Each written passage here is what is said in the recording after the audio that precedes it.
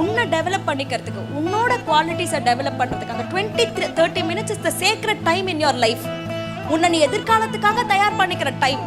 அந்த டைம்ல குறை சொல்லாத, அந்த டைம்ல பிரச்சனைகளை பார்க்காத. இந்த 30 minutes to develop my self, நான் யாரா ஆகணும்னு நினைக்கிறனோ டு டெவலப் மை செல்ஃப்.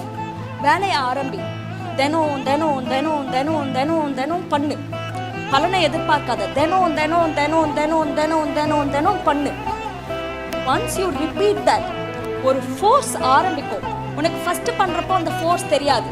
ஆனா அதே 30 நிமிஷம் நீ தினம் தினம் தினம் தினம் தினம் பண்றப்போல ஒரு பாயிண்ட்ல திரள ஆரம்பிக்கும் வேகம்.